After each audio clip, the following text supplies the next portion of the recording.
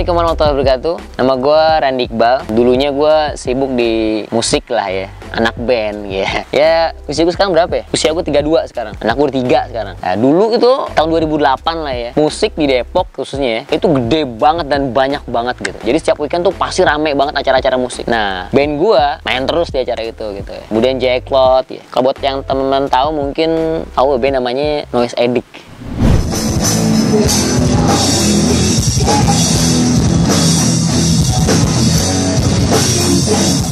Nah, itu band gue. Jadi Noise Addict itu dimulai dari tahun 2002 sampai gue terakhir manggung tuh 2016. Nah, akhirnya gue selesai deh nggak manggung-manggung lagi. Alasannya dulu ngeband ya karena anak sekolah ya kan, harus cari kesibukan biar dibilang keren. Ya, kebanyakan kayak gitu kan, dibilang keren ya akhirnya ngeband gitu. Ya anak 2000-an MTV ya kan jadi pengaruh kuat di kepala kita. Nggak tahu kita dibohongin MTV gitu. Jadi ya MTV pengaruh besar lah buat perjalanan gue di musik pada waktu itu. Akhirnya gitu ngeband, bikin 2 album ya. Manggung di mana-mana, seru lah ya sama beberapa kawan gue. Ya begitulah sedikit cerita tentang siapa gue dulunya.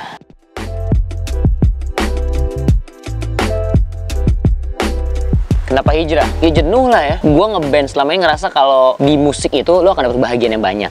Kayak gitu. Kita dikasih lihat sama band-band barat dengan kehidupannya. Dan kita tiru kan. Lama-kelamaan capek juga. Karena gini, ketika lo ngeband, lo dipuji paling lama 3 hari di sosial media. Lo keren, lo gokil, lo ini, lo itu gitu kan. Setelah itu mereka akan lupa siapa lo. Kalau lo nggak bikin karya lagi gitu. Artinya di sini lo akan hidup untuk memuaskan orang lain. Capek banget. Dan ya nggak seberuntung teman-teman mungkin yang sukses dari band. Ya Allah colek gue lah dengan cara-caranya. Yang paling mengena itu adalah satu di antara 4 personil gue gitu.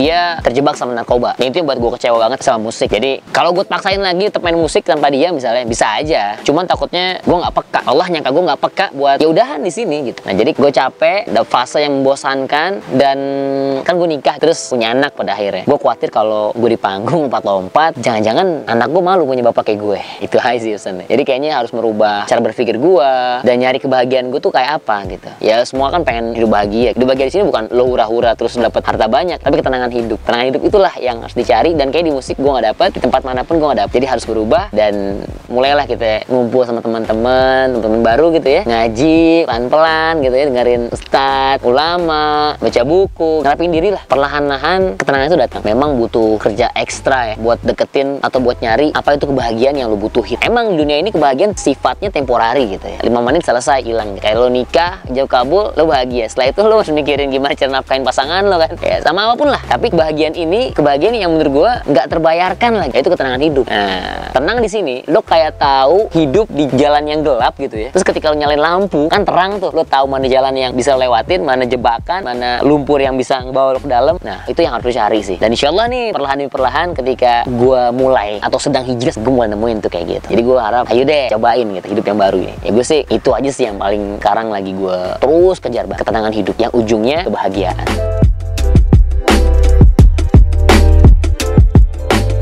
Well, soal buku ini, Taat Itu Keren. Ya jadi ini buku bukan buku biografi gua ya, bukan perjalanan gua terus hijrah gitu, bukan. Buku ini sebenarnya lebih kepada ngajak berpikir lo, gua dan mereka. Jadi kenapa lo hijrah sih gitu kan? Ya emang hijrah tuh penting. Emang hijrah tuh bikin lo kaya? Emang hijrah tuh bikin lo senang terus gitu. Nah, ini di sini jawabannya gue tulis. Jadi kayak rangkaian, alasan dan ujungnya lo hijrah tuh dapat apa di buku ini, men. Jadi buku ini gue tulis cukup lama ya, mungkin sekitar 1,5 tahun lah. Dan sempat mau gue nggak terbitin juga karena ada ketakutan nih dalam diri gue. Takut gue ini bener gak ya gitu, ini gue layak gak ya nulis. Tapi sekali lagi ini bukan buat laku-lakuan atau bukan buat lu jadi penulis terkenal. Gue enggak gitu sama sekali. Yang penting gagasan gue keluar aja sih, karena men milenial zaman sekarang itu nggak punya rujukan sama sekali gitu ya. Ini ikhtiar gue buat ngerangkul sebetulnya. Kalau bilang nyelamatin kayaknya superhero banget ya. Enggak, gue mau ngerangkul aja teman-teman buat kasih rujukan baru biar lu tuh nggak gampang gitu. Selama ini nih lu lihat konten YouTube aja misalnya hancur ya. Konten YouTube isinya apa? Adalah rapper buntingin orang gitu kan, terus ngomong ke channel YouTube-nya, aib harus ditutupin kan. Nah ini orang kan akan ikutin gitu. Jadi semua konten-konten YouTube ya itu harus selamatin, men. Ya sama lu yang punya generasi lah. Jadi gimana cara bikin konten baik, ya lu harus baik dulu gitu kan. Nah jadi baik dulu, lu proses yang panjang. Nah ini biar yang insya Allah lah ya, kalau lo baca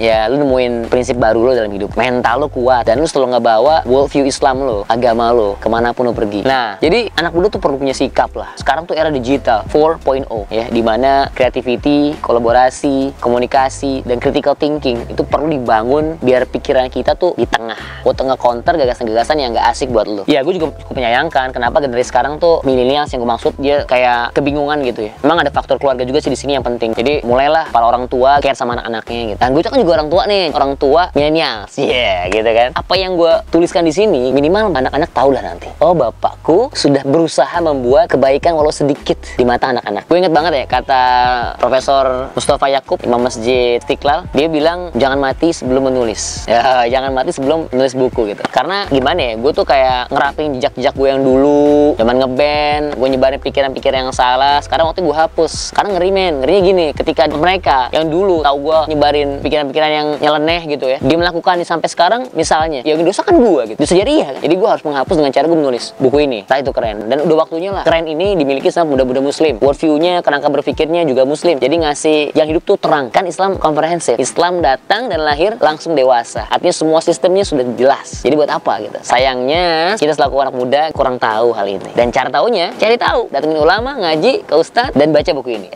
Asik. Ya, itulah yang perlu gue kasih tahu lo gitu ya. Sebagai catatan kecil aja. Sekali lagi gue gak pernah menggurui. Gue hanya merangkul, ngajak teman-teman yang kebingungan gitu ya, nyari jati diri. Gue tuh harus gimana? Gue tuh udah usia segini, gue harus ngapain? Harus peka lah. Tiap detik Allah kasih colekan di hati kita. Sebetulnya bisa lewat teman kita, orang tua kita, atau apa yang kita lihat di jalan. Jangan sampai Allah tegur kita dengan cara mungkin. Naudzubillah, mewafatkan orang tua kita dulu, pasangan kita, anak kita, baru kita taubat. Telat. Jadi selalu gue mohon segera kita bangkit lah, sama teman-teman anak muda, buat konten yang baik ya, dan evolusi akhlak. Wah, cakep ya.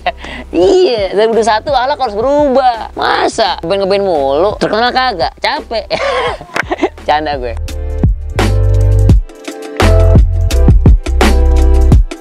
Harapan gue setelah baca buku ini, anak muda bisa lebih tahu lagi keren tuh kayak apa. Keren yang anak muda harus tahu adalah keren yang sesuai dengan pandangan Islam. Serius, kita capek-capek kan bikin suatu biar dipuji orang. Capek lagi, capek begitu. Nah, gimana caranya kita keren untuk masyarakat langit? Masya Allah. Udah contohnya, Uwais Al-Qarni. Pada era itu, sahabat Nabi yang satu ini gak begitu dikenal. Tapi justru Rasulullah berharap bahwa Umar bin Khattab minta doa kepada dia. Dia belum sempat ketemu Nabi, tapi di langit sudah ditunggu masyarakat langit agar dia hadir menemui Allah. Uwais Al-Qarni. Kuncinya, dia gak pernah ngelawan orang tuanya dan dicinta orang tuanya. Itu salah satu contoh anak muda yang keren. Nah, jadi sudah waktunya anak muda merebut istilah keren dengan definisi agama, ya. Bawa agama kemanapun kita pergi. Jangan geser sedikit pun gitu ya, tanpa agama. Melepaskan agama sedetik aja, bahaya. Takutnya Allah wafatkan kita di saat kita lagi posisi nggak mau agama. Nah, itu ngeri sih. Pokoknya di dunia ini ya, kalau lu nggak bersandar pada Allah, berarti lu bersandar pada selain Allah. Ateisme, liberalisme, sekularisme, menuhankan akal pikirannya. Padahal sejatinya agama itu din dengan makna dalamnya adalah dain, yang artinya hutang. Kita berhutang pada Allah. Dan hutang itu nggak bisa kita lunasin selama kita di dunia. Nyicilnya di dunia, lunasnya nanti di akhirat. Bayangin, kita nggak pernah nyicil. Maksud gua, sholat, sedekah, infak, ke majelis, nggak pernah mensiarkan agama. Gimana lo mau nyicilnya sama Allah? Gitu ya. Jadi marilah anak-anak muda. Keren itu adalah ketika lu taat, ketika lu bisa mencintai ilmu bener-bener banget, ketika lu ikhlas ngelakuin hal tuh lillahi ta'ala. Kalau kata Habib, I am nothing, Allah is real. Gua nggak tahu sih Habib pernah ngomong gitu apa enggak.